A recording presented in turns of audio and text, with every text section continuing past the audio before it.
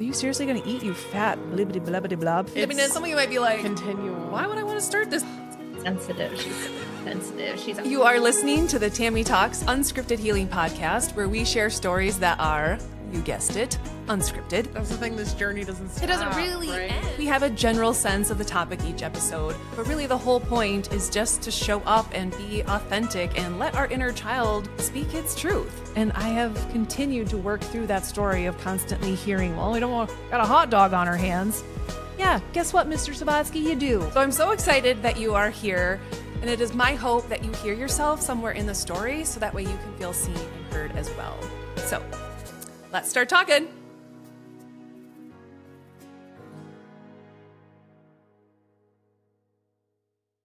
Welcome to the Tammy Talks Unscripted Healing Podcast.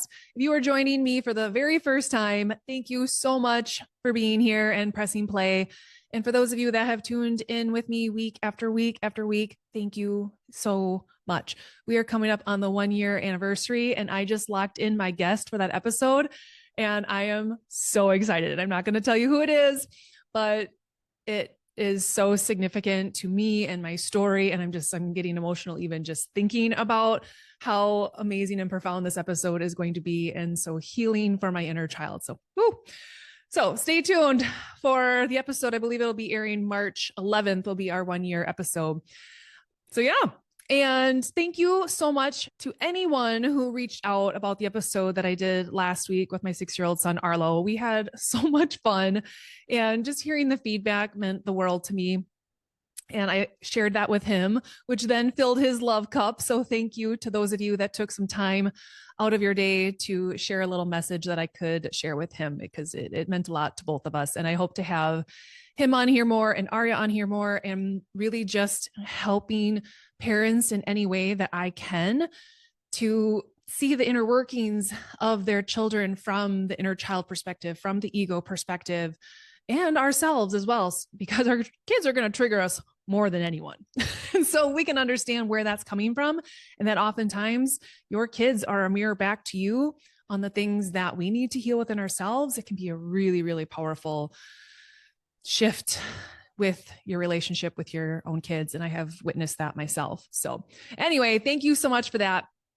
Today's guest, oh my goodness. This is also another beautiful full circle moment. I live for full circle moments, as most of you know that you've been listening. And this one is a very, very special one. But before we get to her and welcoming her on, I do want to mention that the Sedona retreat in Arizona is right around the corner. I have no idea how it's almost April. We are, as I'm recording this, still in February, but we're about headed out, which is like, woohoo. But we have our Rise, Renew, Rebirth retreat, April 9th through the 13th, hosted by me and my dear friend, healer extraordinaire, Zoe. And this retreat is for someone who really wants to immerse themselves in their healing journey. Maybe they felt stuck for a really long time, or they know that there is this gift, this purpose, this calling, but they don't know how to express it, how to get it out, or they feel like they're trapped in some stuck emotions or whatever it is. They're just stuck in life, and there's something inside just stirring, just screaming, wanting to get out. This retreat is definitely for you. We do spend a lot of intentional time with your inner child, so that way we can then reconnect with the woman in you. And I remember seeing this quote years ago that once you heal that little girl, the woman will show up. And again, I can attest to that being very much what my journey has been. And it's really, really powerful. I knew that in order for me to step into the woman that I am meant to be, I needed to heal that little girl, because even last week, that little girl took over in a moment, and she got pouty. She shut down, when really what I wanted to do was lean into that moment and say, can we talk about this? But instead, that little girl she shut down. She wasn't feeling seen. She wasn't feeling heard. She was feeling ignored, and she shut down. And I had reached out to my coach about this situation, because again, I knew there's something in this for me. And she had asked me such a simple but profound question. is how do you want to be in that moment? And it was so clear. It was so easy for me to see this is how I would have liked to have shown up in that moment. And then I thought, like, why aren't you, Tammy? Like, because there's sometimes I'm still letting little Tam and then my ego take over in these moments. I know how to work through the process after the fact. I know how to sit with it and work through it and process it and come out the other side and then remedy the situation. I'm like, how can I do this in the moment? And that shifted something for me. And so I hope that maybe that will resonate with any of you when you recognize you're triggered in the moment. Like that's first, foremost, the most important thing. But then instead of going into fight, flight, or freeze or fawn, what can I do in this moment? How can I let Tammy, the grown ass woman, show up in this moment? And I'm like, ooh, I'm going to try that on. And I'm going to see how that feels. Because right now it feels really good. But obviously I'm going to be tested. But I have this like weird excitement that I'm going to pass next time with flying colors in that situation, because I'm like, no. Okay, you're feeling triggered. How do you want to be? How do you want to be in this moment? How does adult, grown woman Tammy want to show up in this moment? What does she want to say? What does she want to do? Do that. So anyway, that was my little story about all of that. But really, this retreat is going to help you through that process as well, feeling your way through those things so that you can show up to be the woman that you also have always been. She is in there. It's not about finding this new version of you. She's always been in there within you. We're just helping you remove all of the masks and roles and things that never really served you. I mean, they did. That's a whole other episode about how ego does those things to help your needs get met. But looking at your life now, if you're sitting in a place where you are unsatisfied in any aspect of your life, a retreat like this will help you fully immerse into the experience, to have what we call a spiritual experience. That's what this is. This retreat is. It's not just a go hang out kind of retreat. You're doing a lot of internal work, so that way you can fully express that in your outside. So if you are interested in that, I will put that link in the show notes below.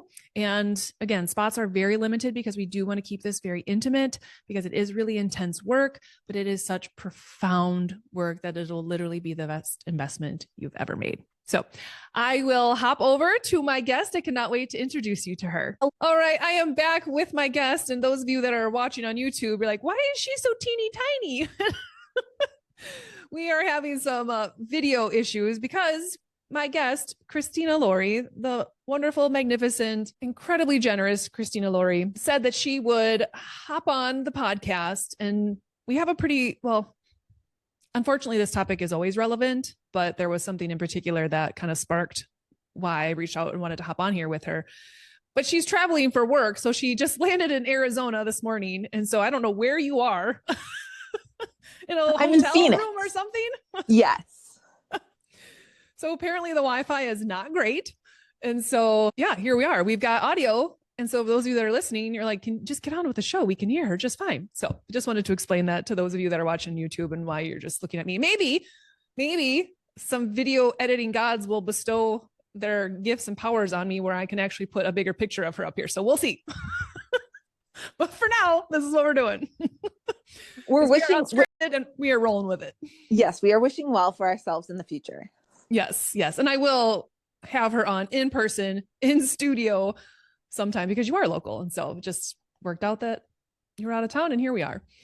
But anyway, just to give everyone a little background of how Christina and I met, I was trying to look back on how many years ago it was. It was many moons ago. It feels like forever ago. Maybe I think it's ago? 7.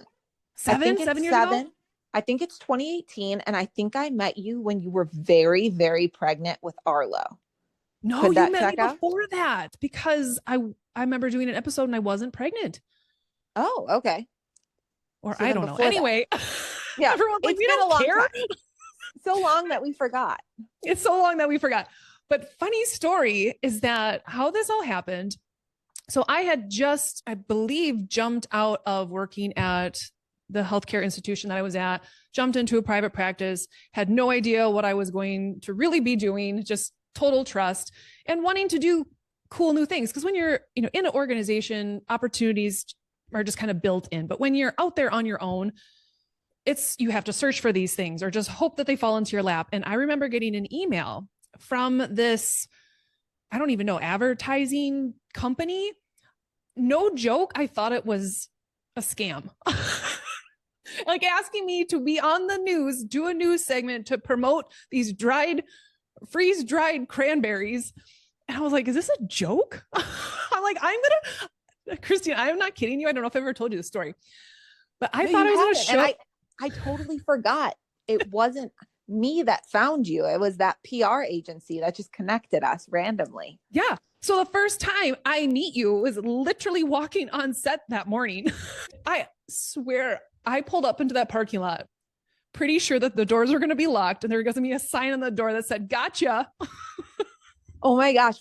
I have to jump in and tell you my half of the story, because from my side, I was just as trepidatious as you, because for anyone who doesn't know, which I assume most people don't, I was a very short-lived morning news anchor on WISC in Madison. And working in the mornings, I would always have to set up interviews ahead of time, because obviously I'm not going to cold call people at 2 a.m. when I roll into work. Right. But I would say it was about 50-50 whether or not the guests that I had booked would actually show up. There was always something. It was, I overslept. My car wouldn't start. The weather was bad when the weather was not bad. I got in traffic and arrived late. So I was just as nervous as you. I was like, especially with new guests, you never know their reliability. And I was like, Tammy sounds great. This, PR agency hooked us up. I hope that she shows up. So I was just as nervous as you. That's a little BTS of local TV. Oh my gosh, that's so funny. It's so funny. Yeah, that was a very terrifying moment. Like, I'm just going to do this. Like, talk about trust. I mean, I talk about that a lot on this podcast of just taking inspired action, just showing up, doing the thing and not knowing what's going to come of it. And what came of it was really cool, because we ended up doing a bunch of other segments after that, where I had my daughter come on. And so you met Aria. She did a Valentine's segment with you. We still talk about that. And she's still, every time I mention your name, I told you, like, Aria, guess who's going to be on the podcast? And when I told her, she's like, oh, well, why don't I get to be on with Christina? Well, tell her good that we need to add that next time. Yes, that'll absolutely. be our in-person. Absolutely. We'll have a little reunion show. Yes. But yeah, it was so cool. And I just remember showing up being so nervous, and your energy, your presence was just so calming and comforting, and like, we got this, don't stress about it. And oh man, like, I went in, this is so funny too, now that I'm doing a completely unscripted podcast, because I went into that so scripted. I'm like, if she veers off this script one morsel, I'm screwed. Oh my gosh. And I probably was the worst. I probably did veer off the script. Oh, every news anchor does. Every news anchor does. Okay. And so I just started to be prepared for that. But that's so funny though, because I didn't have the confidence to just wing it back then. And so I guess it's a sign of my growth of how much I actually trust myself now. Because I remember my very first news thing. I was so scripted, and I was so mad when she feared it wasn't you. I still have a vendetta against her. Just kidding. Like, how dare she go off script?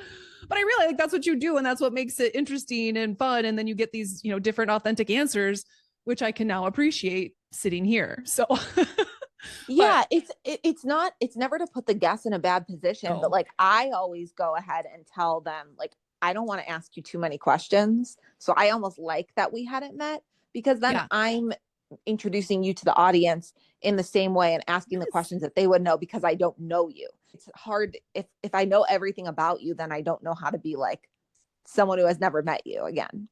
Yes. I mean, and that's why when I have guests on here too, I always tell them, like, I don't want to know that much, because I want my responses and my questions and all of those things to be authentic, because I just can't do it. I can't fake it. I can't. Well, and you even notice it on the big shows. I mean, if you're watching Jimmy Kimmel, some guests are better than others, but they always do a pre-interview, and you can tell when they've totally rehearsed what they're going to say. Yeah. It seems not organic at all. And then other ones, usually the actors, are good at acting, but all of those are just pre-produced, and then you don't get the most authentic person. So I know you're all about authenticity. So it's one of your best qualities. Well, thank you. And that was actually one of your qualities that stood out to me, just following you on Facebook and the things that you are sharing and posting. I was like, damn, this girl's got some, excuse my language, but she's got some balls. Like, just, I mean, you have blown me away with what you share, how you get people's attention. And I guess I should share what she does. Let me get back to that. Christina is the editor of UpNorthNews. And despite the name, it actually covers news all across Wisconsin. But you share stories that are first and foremost positive, purposeful, and then sometimes political. And that's really kind of what prompted the topic of this episode. But truly, I think you are such a bright light in the world in that you do try to bring the positive stories forward, because I think most people that do watch the news, it is really hard to watch. It's very draining for your energy a lot of times, because it is just a lot of negativity kind of spewed at us. I mean, it's all of the violence going on. It's the wars, it's the politics, it's the things, and none of that actually really feels good. If you pay attention to how your body feels, it generally doesn't feel good. And so you have made a very conscious effort to share good news stories, to share positive stories, and to get those messages out there, because they are out there. They just get swallowed up or drowned out by all the negativity out there. Well, I appreciate that so much. And like I mentioned, coming from the world of morning TV, I mean, there was no one more frustrated than me 5 years ago when the pandemic was starting to have to flip on the TV and just tell people like that the world is falling apart. And we were so scared. We were scared too. I was getting new information every day. Some of it was conflicting. And then on top of that, like on top of a pandemic, then there's all the normal stuff that local news always covers too, like a random stabbing, a house fire, a deadly car crash on the Beltline, you know, very real problems that people do need to know. But do you need to know within the first 30 seconds of waking up?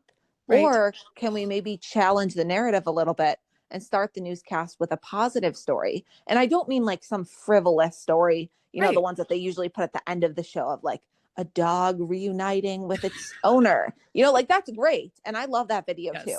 But that's not going to be number one in a newscast ever. So I just flipped the script a little bit, and I would, you know, cover the latest on the pandemic, but from a positive lens. So instead of the number of new cases, it would be this number of doctors are, you know, working extra hours to save more people's lives right here in Madison. And if you look for good, you tend to find more good. And so when I eventually left TV, I just kept that philosophy with me. That's how I, you know, work at Up North News as well. A big part of my job is sending a daily newsletter. I always start with what I call the uplift. It's a play on Up North. So creative, I know. And it's always a positive story. And I just made my entire social media profile. It's all positive news. And then, like you mentioned, just because I am in news, so I can't ignore what's going on in the world. There's a lot of chaos, regardless of what side you're on, that has to do with politics.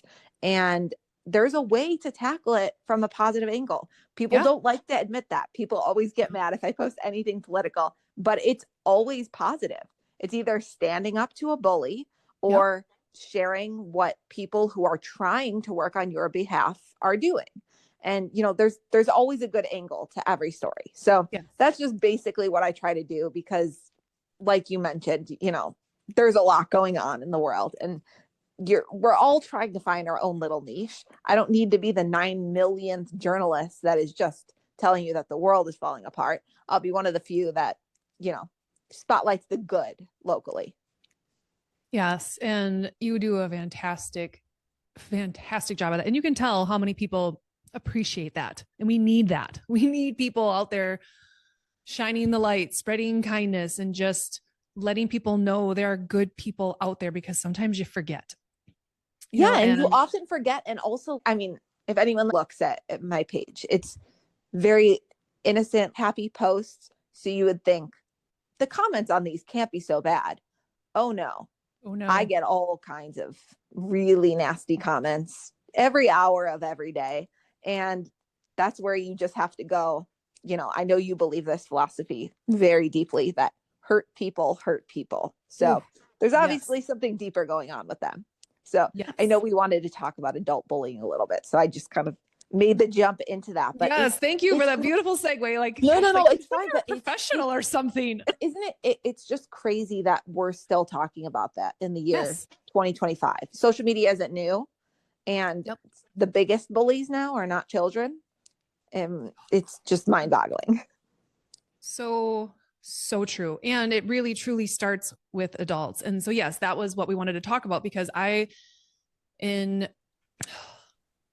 trying to remember what post it was. It doesn't even matter what post it was, but sometimes I'll read the comments as well on people that post on your things, and I'm very aware of my energy. Some people are very uplifting, very encouraging. They're very grateful, and others are not. And this particular comment that I saw, it said, "The world would be a better place without you in it, Christina."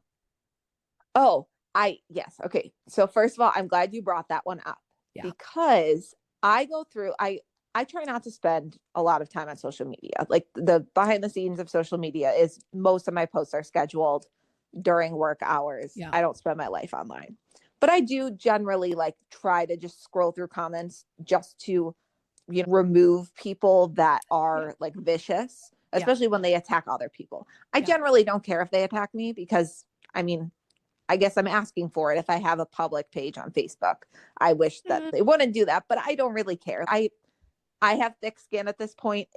I'm being honest. It genuinely does not bother me. I more am concerned for them and their quality of life that they're choosing to do that.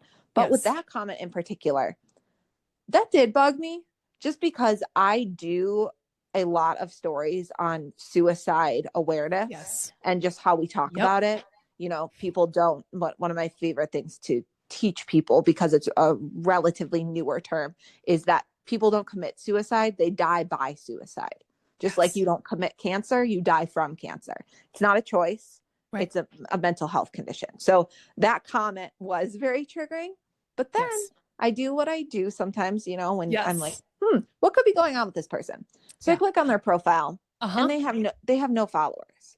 There's a thing going on. And that's why I'm so glad that you brought this up, because there are bots that have really multiplied ever since the election, that are just posting hate on random people's pages. I don't know who is behind them. There are a lot of different theories. We don't need to go into that.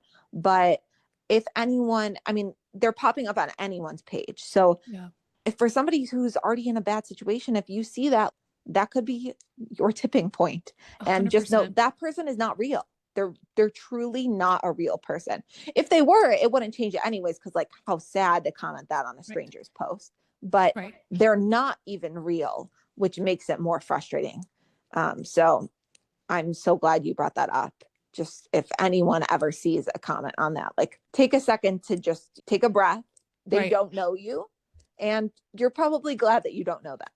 Right? Even if they are a real person, I don't want to be associated with that. And I loved your response was that I strongly disagree, and then you saw all the people loving on your comment, but I was so proud of you in that moment for responding to that and standing up to that, whether or not it was a real person or not, to just be like, hold up. You do not get to just say things like that to people. It is incredibly dangerous to throw stuff out there like that. I don't care what your beliefs are, because if that person knew that one comment was your tipping point and they had to live with that, we have to be careful of the things that we say, because you never know someone's tipping point.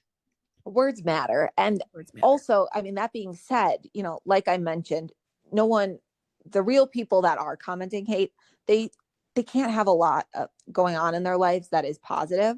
So I genuinely do feel sorry for them. So I find the best way to respond is with humor when you can, to make a little joke of it. Like, somebody tells me that the world is a better place without me, I strongly disagree. I'm a blessing in people's lives. You just make a little joke about it, because they obviously need it. And usually the joke will probably go over their head.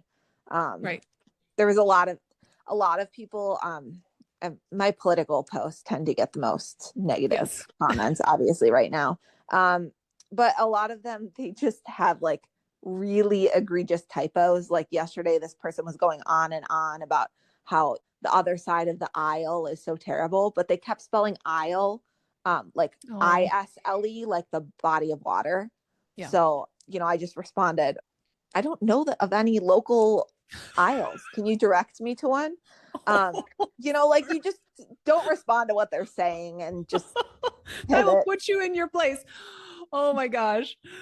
I mean, I honestly kind of love that. It's funny. I was just talking to Arlo this morning about one of his buddies. They were at this ninja park and there was this giant climbing wall where you had to run up and try to grab the top.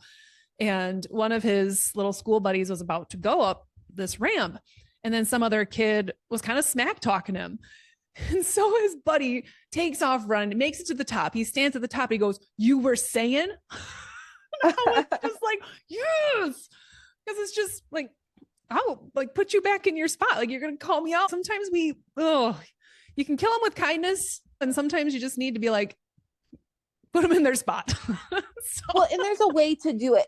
Do it nicely. Like that's not a way. It's not like he got to the top and then pushed the other kid off. Exactly. He's just standing up for himself and it's not hurting anyone else. And that's the difference, because a lot of times I would prefer to be the person who never responds to people who are adult bullies, because I don't think they're worth it. But it's just not in my nature. I was in debate in high school. I like interacting with people. I think that social media has a lot of positives. And I don't think everyone who, if they're bullying right now, they're not a lost cause. Maybe they're not aware. Maybe they're just like super not self-aware. And maybe a little mention could make their life a little better and make them reconsider the next time they write something. So that's why I sometimes do engage with people. But the comments that have been bugging me lately when I do engage is that some people immediately flip the script and go, "Oh, so now you can bully us."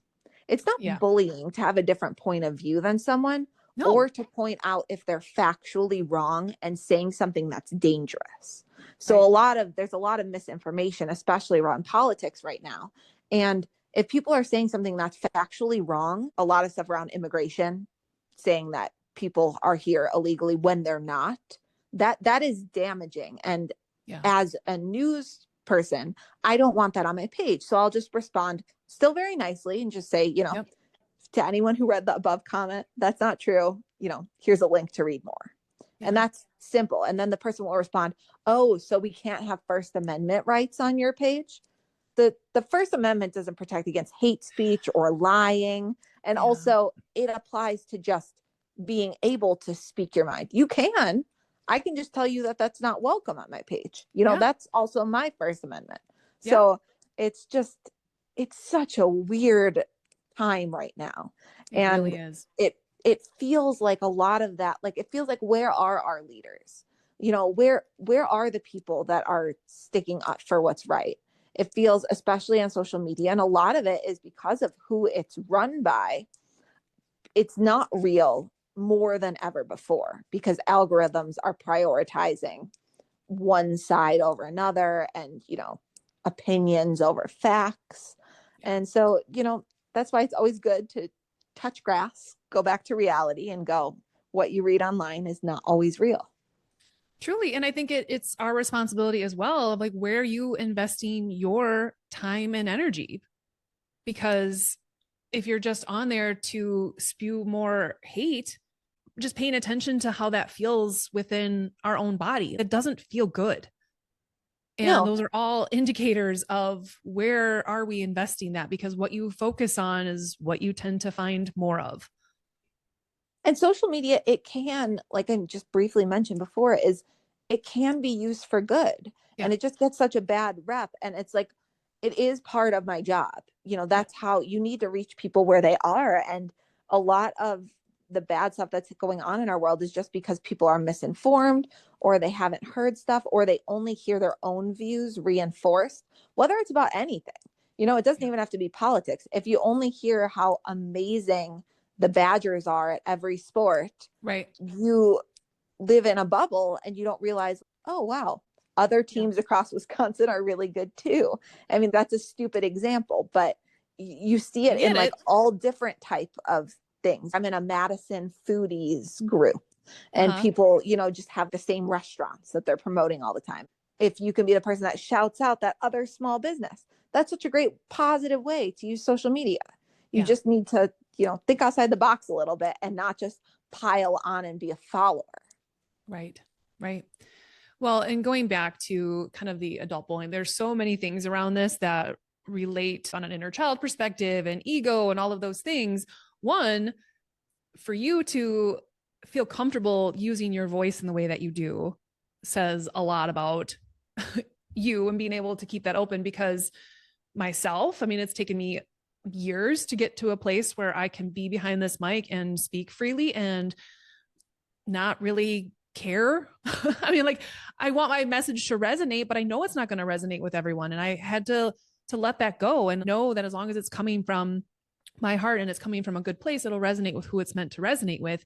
And if something I say triggers someone, I hope that this podcast has given them enough information to know that that is for them. When something triggers you, it is a mirror to be able to look at yourself. Like, why does that trigger me so much when she says that, or when Christina posted that?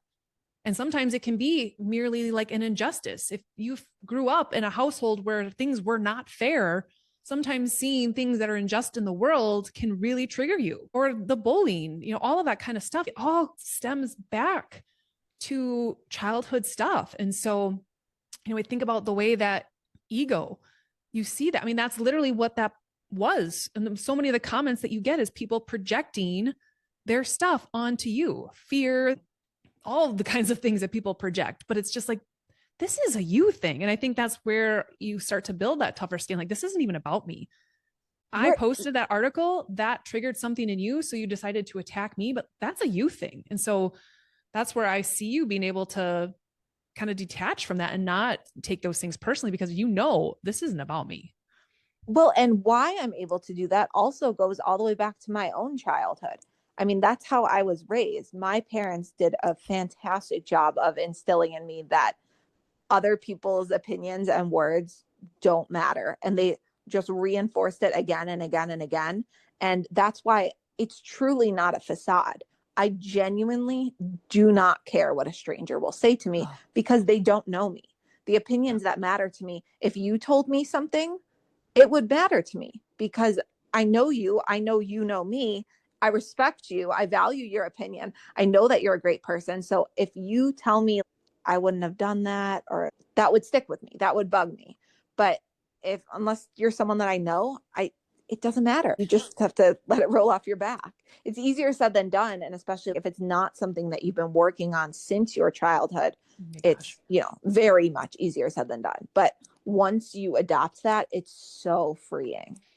Oh, thank you for saying that about even how you were raised, and that was the message that was instilled in you. And that takes me to this other story that you recently posted that just wrecked me the other morning, is because it starts with the parents, right? That message that you got from your parents was instilling that belief in you that what you think matters. You can validate yourself. You don't need that from outside people. Their opinions don't matter. Again, especially if you don't know them. If you do, and it stirs up something in you, like, you can sit with that. But on the flip side of that, the things that kids are hearing from their parents is truly hurting our kids. And that is where the bullying stems from. The things that we say, I might even be in the car and I get cut off by someone. And if I'm like, oh, that bleep, bleep, bleep, bleep, and my kids hear that, how are they not thinking like, well, that's what I would do in that situation now too? But exactly. The story that you had posted was about that 11-year-old girl. I'll let you share it, and I'll just kind of add on when I saw what happened on my end. Okay. And I'll preface this with a suicide actual trigger warning, because it's a very serious issue. But in Texas, there was a young girl this week, or last week, I guess, who, she's only 11. She was getting bullied ever since the new president took office about her family being in the United States illegally. Now, it has not been publicly revealed whether or not her family is here legally. And because it's not being revealed, I would guess that they probably are not American citizens. But that has absolutely nothing to do with what happened next, because other students at her school were just relentlessly making fun of her, saying her parents were here illegally. They don't belong here. They're not as good as everyone else. And She died by suicide last week as a result. That is a completely preventable death. And also, kids are not born knowing how to hate. So those kids had to get that messaging from somewhere, and I'd assume that it was at home. That's where these issues, like, it's not a political issue to not bully someone to death. If you somehow think that's okay, you really need to take a look inside. So I shared this story because, like I mentioned, mental health conditions and suicide in particular are very important topics to me to bring up because I think that they're really underreported. We have just another like BTS thing of working in news. We generally try not to cover suicides, or we tried not to for a very long time out of fear of copycat things. Yeah. If people would hear a story and then realize some people think that that's the easy way out. So we never wanted to pile onto the issue. But what we're gradually learning over time is that not reporting on it makes people feel more alone, and it's not an actual problem. So I don't really know now where the industry is on this at a whole. I do think that they're covering them a little bit more, but still not as much as they should. So I make sure to do it whenever I can, because it is such a preventable issue if you step in and help people when you can. And that's the case with this poor young girl. She's only 11 and now she's dead. And even that, the comments on my post, I had to report so many people to Facebook for the gross comments saying, well, that's on her. Or people saying, well, we can't blame the president. He has nothing to do with it. If you're the president of our country and you're at the top and you're saying that the message started with him, that immigrants are all criminals and rapists and thugs. That was a direct quote from the president of the United States. So that's where the parents of the bullies probably got their messaging. And then that's where the bullies that ultimately led to this innocent child's death got their message. So it goes back to, like, this isn't a Republican or a Democrat thing. It's a right or wrong thing. And I'm not by any means saying that all Republicans would think that that's okay. That's not the case at all. It just where are the leaders in this case? That's what I just kept saying out loud to myself last week. Where are the leaders? Where are the people that could have stepped in and made a difference? And this is just one case. This is the one case that's getting attention. We don't know how many other times this has or will happen, unfortunately. Well, right. And that's just on the global scale and what's going on. But we think about this is happening all the time in schools and small towns and whatever, and just bullying. And when I saw that, it was yesterday morning when I saw that, and it was right before my daughter came, and my daughter is 11. And so that hit me. And I just, she came out of her room and I just hugged her and I just started crying. She's just like, what the heck? Like, why are you crying, Mom? And I just couldn't even say anything at first, because I'm just thinking in my head, like, there is a mom right now who is not able to hug her 11-year-old daughter. And oh my God. Like, for what? Like, we are human beings. Like, where has compassion? Where has love gone? Can we not see people as souls, as human beings, and that we all deserve the same love and kindness and respect? Like, I couldn't imagine being in that mother's shoes and my daughter, my 11-year-old daughter, being gone for something like that. And that's where it gets tricky, because to get a little bit political for a second, since this is a topic about immigration, there's a lot of stuff going on about, who we should or shouldn't let into our country. And obviously countries have to have borders. But just going back to the basics of what you just said, this is a humanity thing, and a life is a life. A life is a life, whether it's someone who is here illegally or whether it's someone that's on a completely different continent. And I just don't know where we've gone wrong, where we suddenly only care about people who live in America and are Americans. Because to me, that's not a political issue, just to have general humanity and care about other people. I don't know about you, but I just happen to be lucky enough to be born here. And I feel like I'm lucky to have been born here. Not everyone is as lucky. And not to say there's not other great places in the world to live. There are so many others. I'm not any more entitled to live here than anyone else. I just, by chance, my parents happened to live in Chicago and give birth to me there. Right. Well, and in situations too, where you're searching for a better life, right? Like, how can we fault? And I can't speak politics at all. Like, that's just, no offense, I don't watch the news. The most news I get is from watching you, because I eventually had to turn that off too. And I realized like my job, my purpose on this planet is to help just try to transmute negative energy, put positive energy out there. But getting immersed in that, like I feel how that changes me and my energy and what I'm able to put out. And then it is not helpful. But I just think about when you take this down to a smaller scale in your situation growing up, and people that maybe did grow up in abusive households or where they didn't have much, like, wouldn't you have given anything for a different life? And just to have compassion for anyone that is searching for that, and just trying to look at it through a different lens of love and compassion. And that's, I don't know, it's such a hard thing. And again, I can't speak to it. I know how it feels within my body to hear these stories and just to see the hate that's going on around the world right now. It's really painful. Well, and what I really do hate is that this has become politicized, because it's not a political issue at its core. And one thing that just sticks out to me in everything, and it has become political, but it shouldn't be, is that a lot of people just in any situation, they understandably get frustrated if something, like if life gets easier for someone else, but they had to, like it was hard for them. Going back, you'll get this as someone who, worked in dietetics and nutrition, like with Ozempic. I think a lot of people who lost weight in what they would call the hard way get frustrated that they had to do it the hard way. And now people can just inject themselves and, like that's easy. Right.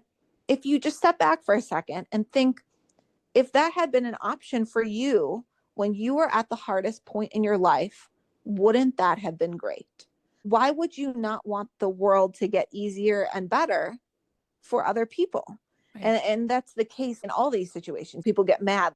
Oh, so an immigrant who came here illegally, we're just going to make them a citizen all of a sudden? Well, because it's actually a lot of like former immigrants that are against this, because they had to go through the ridiculously long waiting process. And I feel terrible that they had to go through that. Right. But just because something is hard for you doesn't mean you should make it hard for everyone. If you have an opportunity to lift people up and make it easier for them, I feel like that's the entire purpose of living, not to get too deep. But I think that's the ultimate goal. You're right in alignment. That's what we do here. Well, and I love that you said it. And that's, honestly, part of the reason that this podcast is even here or doing the work that I'm doing. Like, I know what going through this awakening process and healing process has been like, and it's been so freaking hard. If I can help shine a light and help someone else going through this, make it a little bit easier, or to hold their hand, why would I not do that? Why would I sit back and be like, like, look at them sailing through this dark night and, just what? No, I would absolutely want to help ease that. Like, you're going through this. This is the journey that you're on. How can I help guide you? How can I make this easier? How can I help you get there faster? Because I've been there. I would never want someone to have to go through that. And I think that is a resonating theme for the guests that have been on this podcast. They have been through hard times, and what has driven them into turning their pain into purpose is because they didn't want people to go through what they went through. But I understand that, and your example is so spot on to my previous career, because I worked in bariatric surgery. So I would hear that all the time from people when they came in, and people were like, oh, people are always saying I took the easy way out. And I would tell them, like, there is nothing easy about what you're doing. They had to change everything about their eating. It would change their entire life and how they interacted with people. There was nothing easy about that. And so, yeah, it speaks volumes to where people are at in their own stuff. Again, projections. It's a lot of ego projections that we would put that on people. I do have a question for you. Yeah. As going back to Aria, your daughter. So she's 11, and we just keep talking about all the adult bullies on there. But social media is a part of people's lives. And because so many habits are formed in childhood, you obviously can't pretend like it doesn't exist. Oh, right. Or she won't know how to use it when she gets older. So how are you dealing with social media when it comes to your kids? Have you come up with an answer yet? That is a great question. And honestly, we talk all the time, probably more than they would like, about ego and people's projections and all of those things. So they have an understanding when someone makes a comment like that, they know it's not about them. And actually, Aria, there was an instance probably last year where, I mean, she doesn't have like her own social media accounts and things like that, but there was one instance, and I'm not even sure how it came about, but some friends like calling people a rat was a big thing. And it was just like kind of this relentless thing. And you could see her getting worked up and almost scared about it. And again, we had a real powerful talk about, one, just how she feels about being able to use her voice to put a stop to it. And then also reflecting back on the people that were saying these things and giving her some perspective about why they might be saying these things just in general, but then also to her. And so she's become very aware that when people project their stuff onto her, and that is actually not about them. And that's why, like, her going into middle school, I actually feel really comfortable and confident in her because she has that ability. And so I was like, I know she can figure out math and science and social studies and all that kind of stuff, but I want her to know intuitively what feels good, what feels right, what feels wrong, when she needs to speak up, when she needs to stand up for herself or someone else. Again, experiencing that injustice, whether it's through her or someone else, but also to know when people say things about you or to you, 99.9% of the time, it is not about you. And so she is able to very clearly say like, oh yeah, they made this comment, but, or I'm trying to think of an example. One kid just like talks all the time or whatever. It's like, well, it's probably because he doesn't ever feel heard at home. Like, she has this ability to flip it and be able to see maybe what is that kid going through to make them do the things they do, say the things they say, versus making it about her. That is so good to hear. And that has to make other parents listening to this feel so good as well, because I think social media is, I mean, I'm not a parent yet, but if I do become one, that would be one of my biggest fears, because you can control what happens in your house, but you can't control what happens out in the world. But it's nice to know you kind of can control it a little bit, because it sounds like you've empowered her so much that she has her own little bubble around her that no one can penetrate, because words don't matter if they come from strangers. Right. Well, and we talk about protecting her energy. And when she knows something about this person doesn't feel good, how do you need to protect her energy? And because she was a big reason of why I knew I needed to heal my own stuff, because she was seeing me doing people pleasing things, and she was keeping people around her that didn't feel good, just to keep the peace, to keep them happy, not rock the boat. And so we had to talk through gentle ways of, well, how can you still be kind, but also respect you and your boundaries and your energy and how you feel. And so she's had some pretty good practice here in 5th grade with some of that. But yeah, I mean, those messages start at home. And yeah, it's a scary place out there. But if I can help her be able to see like, whoa, this is not about me. Like, that's a you thing. And I say that a lot. Like, I hope you heal. When I see negative comments, and even that comment that was on your wall, that was my initial response. Was just like, are you serious? But then I was like, I hope you heal. And I'm just going to send this person light and love. I hope you heal, because that's no way to go about living life and spewing that around to people. Well, and it's crazy how much things have changed. Just like the narrative of the conversation that we're having wouldn't have happened, I mean, maybe like 5 years ago. It seems like this is just always evolving and changing. Because when I was growing up, it seems like that was just the beginning of maybe speaking up for yourself, but still the go-to was always, if somebody is bullying you about something, just walk away. It's not worth it. And I think before that, it was never, the mantra was not walk away. It was just suck it up. Oh, yeah. I think that's where a lot of these bullying issues stem from, because it's people who had to endure, years and years and years of bullying themselves. So now when they have the opportunity to be a big tough guy and do that behind the facade of a computer screen, you know, then they're taking that opportunity. It's easier for me to be able to bring love and compassion even into those situations, because I can't help but not see that person's inner child, and to know what maybe went on in their home or how their emotional needs maybe weren't met to make them now be doing these things as an adult. And that's where I can have compassion and be like, I just want that little boy or that little girl to feel seen and to feel heard, to feel valued, whatever it is. Because now as an adult, it's like we're projecting those things onto other people who don't deserve it. So since you do this as your job, sorry to like flip the script on you, but I feel like you could help people hearing this. If, you know, is there a go-to, like, I feel like a lot of the people who are bullying and are taking it so extreme seem like they might be too far gone. Is there anything that you can say or think to say that has worked or you think might work to them?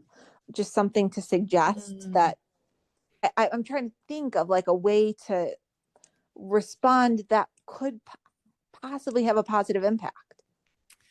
Ooh, that's a tough one, because I have certainly gotten to a place where you realize maybe not everyone is meant to heal or to evolve in this lifetime. And I used to take that kind of stuff on as my personal responsibility to try to heal the world and to fix everyone. And that only weighed me down. And so I started to have to get to a point where it was like a bless and release. And are there things that we can say to those people? Will it wake them up? Will it? I don't know. And I think that's the work that you're doing, is just trying to bring awareness. And an example of this, and I'm hoping to have this guest on the podcast here soon, was just about even like the Super Bowl, and you know how many people had such strong comments about it, like hated it, didn't like it, but there was such a powerful message with that. And I thought I was so shaken that next morning seeing all of the comments on Facebook after that. I was like, oh my gosh, like so many people missed the deeper message to this. Like it wasn't about entertainment. This was about education, but sometimes we just don't want to see it. And I thought to myself, like, what can I do to try to help people see this? And I kind of had to leave it as like, I can do my part in this and put it out on the podcast, and people that want to listen, if they, you know, turn it off, they turn it off. But if they listen and maybe it gets them to think a little bit differently, awesome. But I also can't bog myself down with worrying that I can wake up all those people to see what the bigger message was in all of that. But it was just, so I don't know if there's like a one thing you can say. And honestly, if I could like have some kind of genius, like inner child comment that might make them feel something. Yeah, I feel like they won't get it. That's the thing. And I'm glad you brought up the Super Bowl, because this is the perfect example too about how people just pile on anything. Because can you imagine, there have been a lot of really good halftime Super Bowl shows, and obviously every show is not for everyone, but just in the past decade or so, there have been ones that are just overall good. If you watch Katy Perry's show, she has a million different hits. That was it was a good, entertaining show. You don't have to be her number one fan, but like, you've probably heard the song Firework, and it was a solid show. But if you would go after that night and look at the comments on her video, they were all like, this is the worst halftime show ever. And this happens every single year. Just that the comments are very loud and everyone loves to pile on and hate the halftime Super Bowl show. You could just write these comments ahead of time. No matter who they pick, people just love to hate. And that's the perfect just example of social media in general, is that the people who like to hate are just louder. They're not the majority, but they feel emboldened a lot of time because they're the ones that commenting. But how many times I've had to mentally tell myself, post like a few positive comments to people, but like in general, your gut reaction is only to comment if there's like a critique or something to point out. Right. If I'm just liking something, I'm liking it. I don't feel the need to like write, you go girl, but like that would be good. You know, we need more of that energy. We need more of that. Yeah. No, I agree. And I was upset for many reasons. But even just taking it from this inner child perspective, I was like, can we not just, whether or not that is your style of music, your style of entertainment, can we not for a second appreciate the effort that went into that? Like the artistry, not even just the lyrics and the choreography. Making up new words. You choreography. Can't say the word, let alone choreography. There we go. I got it. But just like that itself, I didn't need to know anything about the lyrics or whatever, but I could tell like there was something very purposeful about that show. And I sat there with my kids who also were very intrigued, but it was just the talent, the artistry, this man and all of these dancers operating in their gifts. Why can't we find appreciation just for that? That these people are putting themselves out there. They are operating in their gifts. Just wanted there to be appreciation for that at least. And yeah, just nothing. I'm like, sorry. Well, I was just going to say, because that very much, that performance, he is an athlete, how you have to train for that. And a lot of the things that I post have to do with sports, just because in general, there's a lot of positive sports news that comes out of Wisconsin. And I find it exciting to root for anyone who you can tell is doing something they love and in their element and doing awesome. But it comes with so many keyboard warriors that go on there and think that they can do this. So they get mad with every single loss and they give their whole critique of like, they should have done this. So sometimes I think, again, dealing with stuff with humor, it's fun to just comment, drop your highlight reel below. Or, like, I mean, honestly, that's exactly what it is. It's exactly what it is. Who are they to critique this? Have they ever made it to the Rose Bowl? I don't think so. So it just is so funny that these people just think that they're the experts on anything, whether it's a musical performance, athletic performance, or politics. They feel like they have the solution. And it's just nuts. I would love to have that confidence. Wouldn't you? Oh my gosh. To get up on stage and for the Super Bowl in front of all these people and knowing that this person knew going into that and they had to pay to do it. They don't even get paid to do that, to get criticized and tore apart. That takes so much courage and confidence and all of the things. I know even just on this tiny little podcast scale, the work that I have had to do to show up here in my gifts. And so I just times that by 1,000,000 to what anyone standing on that stage has done. And that is how ego protects ourselves from maybe not living up to our full potential, not putting in the effort to their energy or making the sacrifices to pursue our own dreams. So we will lash out and project on to people that are.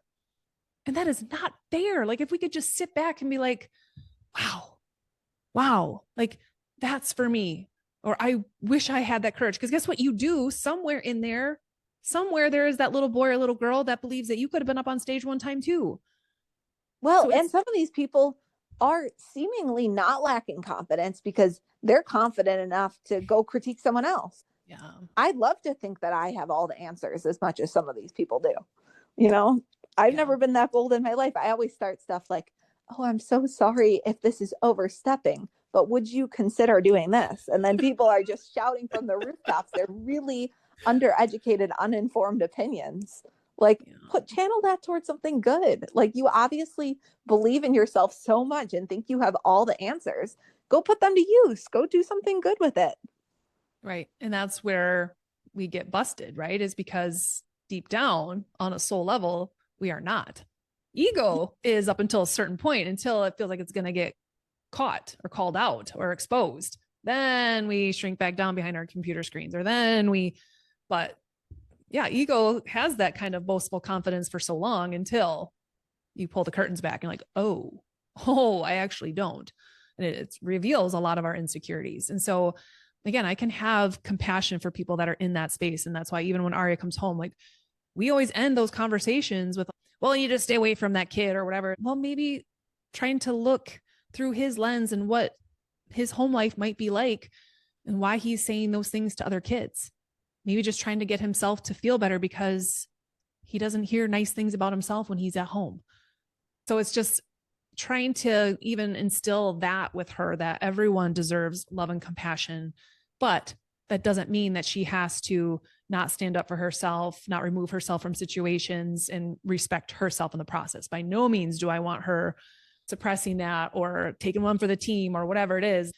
There can be both. And I think that's what we need to teach. And that's the hardest line for everything. It's hard to know what you need to accept and take on as yourself. Are you going to be the person that individually turns this person around?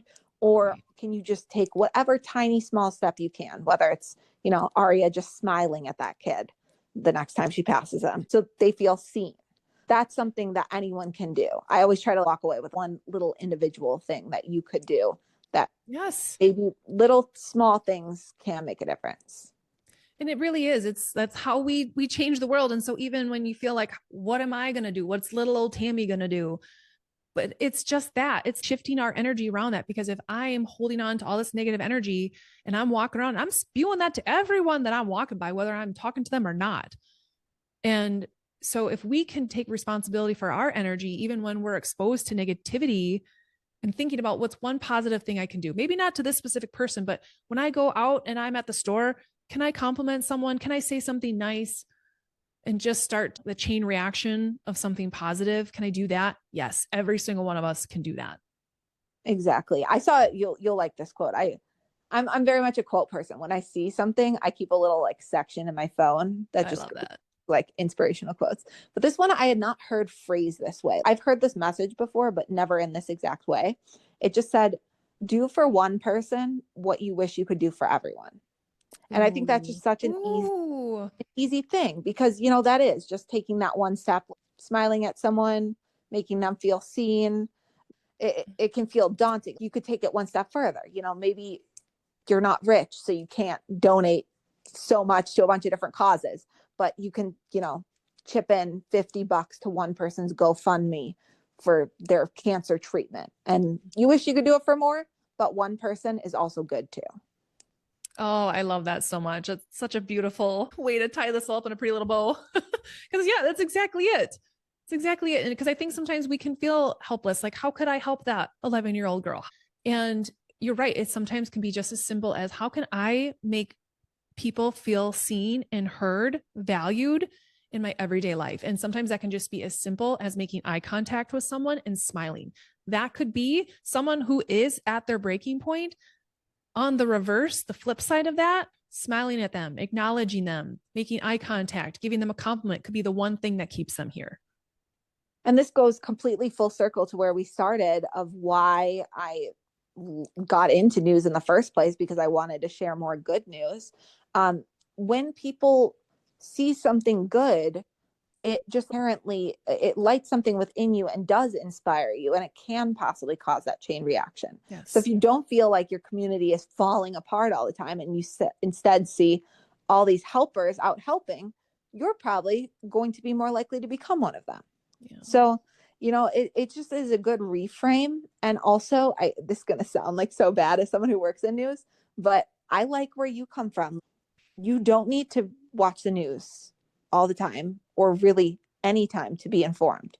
Nowadays, you just have to know where to get your information and make sure that you're not only seeing one side of an issue when there are multiple sides. Make sure you're getting facts. That's where people kind of fall into holes, but you don't need to always just be dwelling on all of the crap that's happening from day to day, because there's a lot of it right now, and it's going to take a toll on you if you take that on. So that's where I think that's just with anything, is we have to be responsible for our own energy. And so if you want to turn on the news and that's part of your morning habit or your nightly habit, is check yourself afterwards and just clear your energy and be like, okay. And then thinking about that, if I'm leaving that feeling kind of icky, feeling kind of down, glum, you get to make a choice. What can I do to shift my own energy to where then I can impact someone else in my life? I always try. That's a great point. You want to make that connection. That's what I always tried to do too, because sometimes you do have to share a story there's almost nothing positive about it. But then if you share a story that doesn't have a positive, I always try to make that what's next connection. What can you do? What's one little thing that you could do to help? And you can make that on on any scale in any way, and there's no one right answer, but people just don't want to feel helpless. You don't want to feel talked at. I think that's how we got a lot to where we are. People just felt unheard. And social media in a good way has empowered and given a lot of people a voice. And that's also been its biggest issue too. It's given a lot of people a voice who I'd prefer did not have one. Well, you are a brave soul, because man, even with all the healing that I've done and not needing validation and not worrying about what people think or say, it's hard work, but I appreciate the work that you do to continue to get those good, positive messages out there, and to just try to get people to see things from another perspective, to just try to consider all the angles and to try to find, again, the positive in it and what can you do. I think that is so powerful, and we need more and more people like you out there. So thank you for the work that you do. Well, I appreciate you saying that. And just to leave everyone on one thing, I think at our core, we just all need to remind ourselves, we all want the same things in absolutely every aspect of life, whether it's political or personal. Everyone just wants to be happy. They want to have enough money to pay their bills. They want to be safe. They want to be loved. They want to do things they enjoy. They want their life to be as easy as possible. We all have the same goals. So if we focus on the good, you'll see more good, and then you'll just be happier in your life. So that's why thank you so much for having me on your show, because that's what you just embody and ooze. And I feel lucky to know you. Well, vice versa. So glad I answered that, what I thought was a spam email, and got to meet you, because here we are 7 or 8 years later and still having fun conversations. And so I would love to have you on again sometime, because we've had so many good walk-in talks that I'm like, we could pick a topic and go on anything, but this one felt important for what's going on in the world. And for those of you listening, there are aspects of things that Christina said or that I said that may have triggered you. And rather than just turn it off, sit with that and try to explore where those feelings might be coming from, what conditioned beliefs or programming or whatever are coming up for you. And how could you pour love and compassion onto whatever it is that is coming up for you? Because that's what this is all about. So anyway, thank you so much, Christina. How can people follow you, get subscribed to your newsletter, all that jazz? Oh, thank you for asking. So if you do want to be a positive voice in the Facebook community, you can follow my Facebook page. It's just my name, Christina Lorey. My last name is Lorey.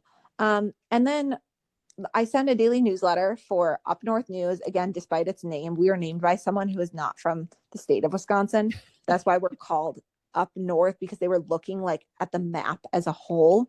So they figured Wisconsin was up north, clearly not knowing like within our state, that's obviously a region. So like people think it's only about the Northwoods. No, we cover the whole state, and like actually a majority, Milwaukee and Madison news, just because that's where there's the most people. So if you want to get that daily newsletter, again, it starts with only good news. So I think you'll like it. We cover a range of topics, and you can just go to our website, UpNorthNewsWI.com. And there's a link right at the top that just says subscribe. It's free. There's never any sort of, paywall or anything. We think that good news should be accessible to everyone. So we're trying to do our little part to do that. Yes. And you're doing a fantastic job. And I will include that all in the show notes as well, so people can easily click on that and get subscribed so they can read all of the good things that you share. So thank you so much. And if I could leave anyone with a take-home message from today, is thinking about things from your inner child perspective, and how can you help someone else feel seen, heard, loved, valued in their experience, and just doing one kind thing for one person and watching that spread. So thank you again, Christina, and we will see you all next week. Have a great week, everyone.